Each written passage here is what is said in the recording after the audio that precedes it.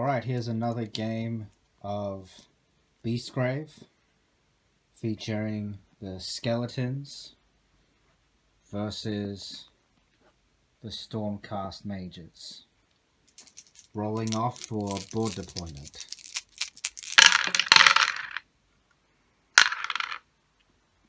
I've got 2 crits to no crits. So I'll let Gavin deploy the board first. Alright, so pre-round 1, Sepulchral Guard. Don't know if I said that right. These are the power cards.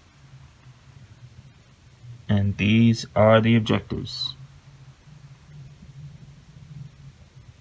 This is the starting hand for Cursebreakers.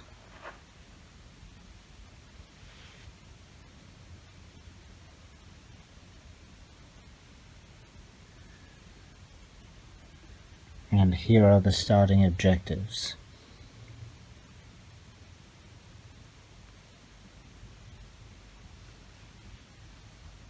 Here we go after deployment.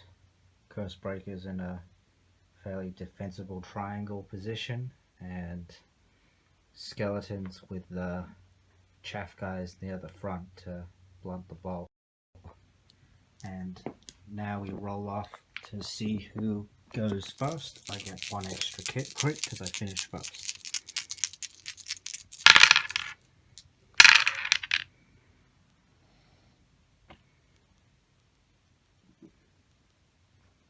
Okay, so I got 1 crit to no crit, so I'll go first. Summary of round 1. Here's the battlefield. I used Rastus to empower himself and then kill one of the small skeletons over there. And then Amos inspired herself with Empower, and then Stormsire took out the skeleton after it resurrected. I put this equipment on Rastus, and Gavin put Great Strength on his leader, and he scored Temporal Victory.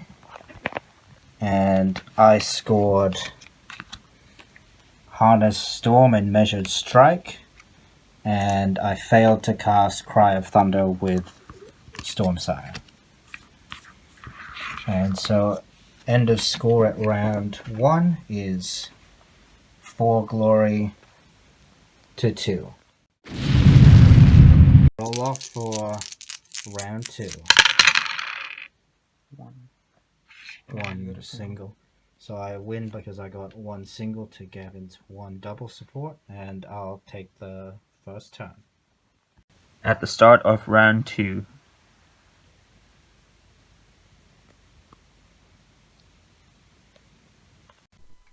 For round 2, here are my power cards.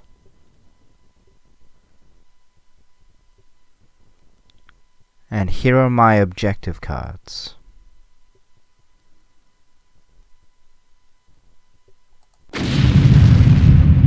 Here is a summary for round 2, in what could be considered one of the most brutal upsets for the Stormcast, and on the other hand one of the most amazing comebacks I have ever seen for the Sepulchral Guard.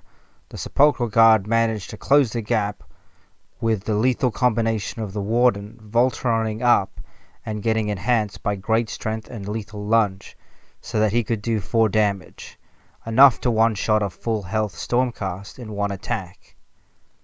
In what I saw as the most brutal attack to date, the Warden charged and killed Rastus. I managed to kill another skeleton back.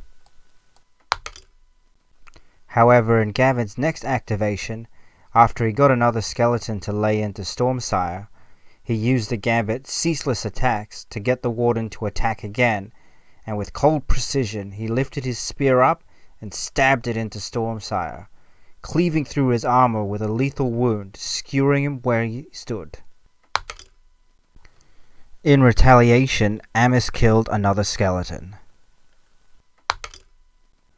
At the end of the round, Gavin scored more able bodies, bringing the score 6-5 in my favour.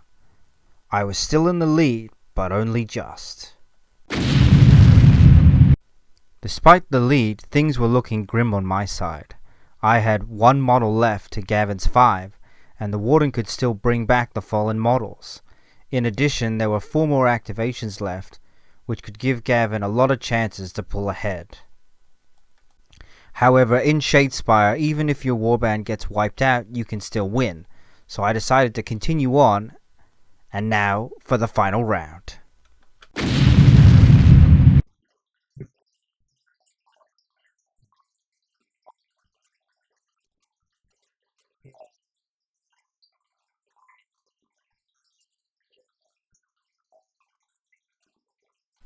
In the final round, I lost the crucial dice roll-off, and Gavin managed to get an attack in on Amos, and she was left standing with only 1 wound left. In my first activation, seeing that she probably would not last much longer, she charged into a skeleton and smote it. But the undead had one last sinister use, and with deploy bone shrapnel, the skeleton exploded, killing the last Stormcast with the bone shrapnels. With my guys effectively out of the game, both Gavin and I proceeded to cycle through objectives to see if there were any more we could score. Gavin was only 1 point behind me at this stage, and just needed to find 1 more objective to score to win the game. Unfortunately for Gavin, and fortunate for me, he was not able to find another scoreable objective, and the final score was 7-6 in my favour. Phew, that was a close game in the end. I hope you enjoyed the battle report. If you did, please remember to like, comment and subscribe, and if you have any comments or feedbacks, please leave them below, and we hope to see you again soon. Bye for now.